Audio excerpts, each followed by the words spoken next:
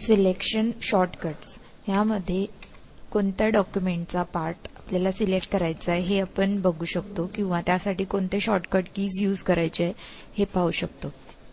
त्यामध्ये amount of text selected and shortcut असा table इथे दिसतोय. फर्स्ट आहे तो वन वर्ड. एकच वर्ड जर तुम्हाला सिलेक्ट करायचा असेल तर त्या वर्डवरती तुम्ही डबल क्लिक करू शकता. Second option one sentence. एक सेंटेन्स सिलेक्ट करण्यासाठी कंट्रोल आणि त्या सेंटेन्सवर क्लिक करणे. One line. त्यासाठी सिलेक्शन बारवर त्या लाईनच्या लेफ्ट साइडला क्लिक केल्यास ती लाईन सिलेक्ट होईल. One paragraph. सिलेक्शन बारवर पॅराग्राफच्या लेफ्ट साइडला डबल क्लिक केल्यानंतर तो पूर्ण पॅराग्राफ सिलेक्ट होईल. Entire document. Entire document select करण्यासाठी तुम्ही एकतर कंट्रोल प्लस ए प्रेस करू शकता किंवा माऊसनी जर सिलेक्ट करायचं असेल तर ट्रिपल क्लिक करायचंय किंवा control plus click anywhere in the selection bar. Next any amount of text. जर तुम्हाला फिक्स्ड टेक्स्ट नसेल जे सिलेक्ट करायचं आहे ते, त्यासाठी तुम्ही टेक्स्टच्या बिगिनिंगला क्लिक करा.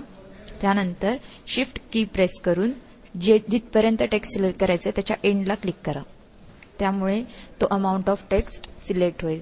नंतर एकच कॅरेक्टर जर तुम्हाला राईट साइडला सिलेक्ट करायचं असेल तर त्या केसमध्ये शिफ्ट आणि राईट एरो तुम्ही यूज करू शकता. फॉर एक्झाम्पल शिफ्ट मी दाबलेलं आहे आणि राईट एरोनी एक वन बाय वन कॅरेक्टर्स मी सिलेक्ट करू शकते. त्यानंतर लेफ्टला करायचं असेल तर सेम, फक्त शिफ्ट अँड लेफ्ट एरो. डाऊनवर्डसाठी शिफ्ट अँड डाऊनवर्ड की आणि अपवर्डसाठी शिफ्ट अँड अपवर्ड की.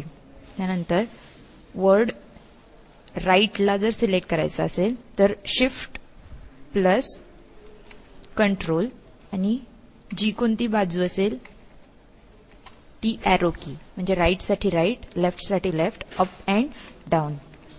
नंतरचे ऑप्शन आहेत इन्सर्शन, म्हणजे कर्सर जिथे असेल तिथपासून तर लाईनच्या एंड पर्यंत सिलेक्ट करण्यासाठी तुम्ही शिफ्ट अँड एंड यूज करू शकता किंवा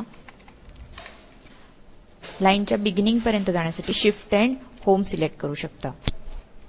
त्यानंतर जिथे कर्सर आहे तिथून डॉक्युमेंटच्या एंडला जाण्यासाठी किंवा डॉक्युमेंटच्या बिगिनिंगला येण्यासाठी तुम्ही end shift plus control use करू शकता किंवा shift control plus home select करू शकता.